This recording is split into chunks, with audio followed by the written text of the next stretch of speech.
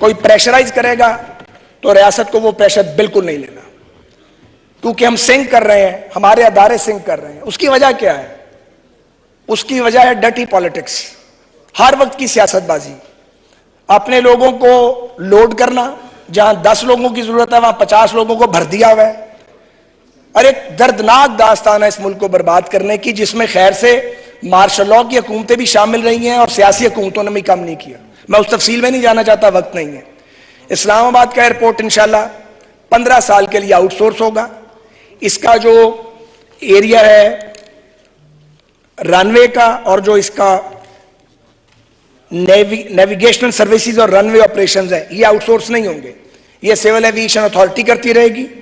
और बाकी जो एरिया है उसको हम आउटसोर्स करेंगे। आईएफसी, इंटरनेशनल फाइनेंस कॉरपोरेशन, जो वर्ल्ड बैंक की ऑफशूट है, वो हमारी कंसल्टेंट है। 12-13 कंपनीज जो हैं उन्होंने अपना इंटरेस्ट शो किया है। कंपेटिटिव बिडिंग होगी, पेपरा लॉ को पूरी तरह फॉलो किया जा रहा है। और PPP अथॉरिटी यानी प्राइवेट पब्लिक पार्टनरशिप अथॉरिटी जो है, उसके रूल और रेगुलेशन के तहत हम आगे बढ़ रहे हैं। तो ये पहला पाकिस्तान का एयरपोर्ट होगा जो आउटसोर्स होगा, और वहां पे जो बेस्ट इंटरनेशनल प्रैक्टिसेस हैं उनको इंप्लीमेंट किया जाएगा। और उसके बाद फिर लाहौर और कराची की बारी आएगी। तो ये वो काम है जो पूरी दुनिया कर चुकी है। हमने फैसला करना है कि हमने स्टोन एज में रहना है या आगे जाना है। जो लोग, मैं यहां के मेंबरान की बात नहीं कर रहा, बाज लोग ये चाहते हैं कि उनके खांचे चलते रहे, वो नहीं चलने। अगर बाज लोगों के खांचे चलते रहे फिर मुल्क नहीं चलना। जनाब स्पीकर, यह वक्त आ चुका है कि तलख और सच्चे और दुरुस्त फैसले किए जाएं। इसी तरह PIA है, 1 मिनट में मैंने पूरा जोर लगाया, मैं प्रो प्राइवेटाइजेशन नहीं हूं, यह बात मेरे सारे ऑनरेबल कलीग्स को पता है। लेकिन मुझ जैसे आदमी को भी समझ आ गई है कि PIA जिसका इस साल 80 अरब का खसारा है, अगर ये इस हाल में पड़ी रही 20-30 में 259 अरब का खसारा होगा। अफोर्ड करता पाकिस्तान? नहीं करता। तो फिर क्या करना पड़ेगा? जो किया है साउथ अफ्रीकन एयरलाइन ने, जो एयर इंडिया ने किया, 450 नए जहाजों का ऑर्डर दिया है टाटा ने एयर इंडिया के लिए। रियासत नहीं चला सकती। रियासत ये करे कि वो इंश्योर करे कि PIA का कोई मुलाजिम बेरोजगार ना हो, किसी को निकाला ना जाए।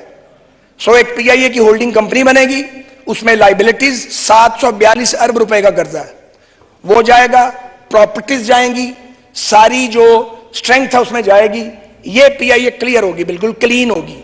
फिर आपको इसके कुछ शेयर्स को ऑफलोड करना है। इसमें कई अरब डॉलर की इन्वेस्टमेंट चाहिए। आपके 27-28 जहाज ऑपरेशनल है और आप मुकाबला नहीं कर सकते गल्फ की ताकतवर एयरलाइंस का, बिल्कुल नहीं कर सकते।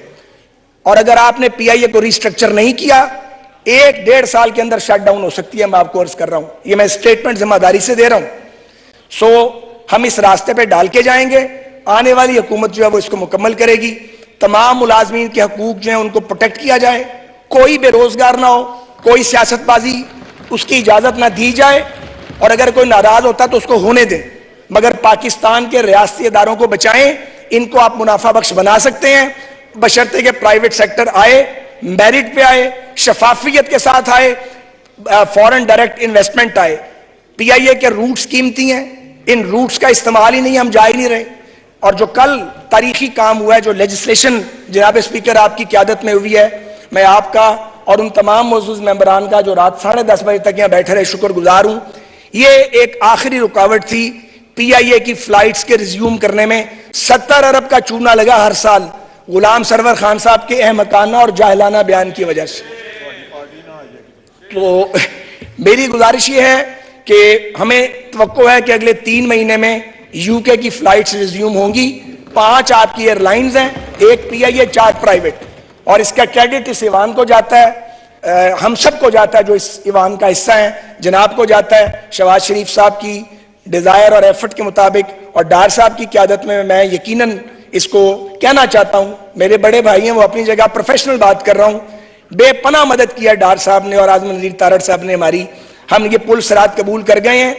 और जो बैरून मुल्क पाकिस्तानी हैं उनके लिए ये एक बहुत अच्छी खबर है कि 3 माह में एटलीस्ट UK की अल्लाह ने चाहा तो फ्लाइट्स रिज्यूम होंगी, और उसके बाद फिर यूरोपियन यूनियन और अमेरिका की फ्लाइट्स रिज्यूम होंगी। तो सर, मैं आपको यकीन दिलाता हूं फाजल मेंबर को और इस ईवान को, कोई शख्स इंशाल्लाह बेरोजगार नहीं होगा। लेकिन हम अपने एयरपोर्ट्स को बेहतरीन एयरपोर्ट बनाएंगे।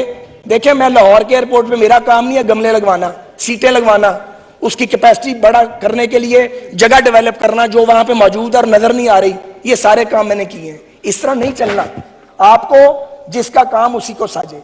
आपको वो ऑपरेटर लाने पड़ेंगे, बेस्ट ऑपरेटर जो पूरी दुनिया में एयरपोर्ट्स को ऑपरेट कर रहे हैं। आपको अपनी एयरलाइन के अंदर प्राइवेट सेक्टर को 40%, 35%, 55% या 50% या 25%, जो भी आने वाली हुकूमत फैसला करेगी, लाना पड़ेगा।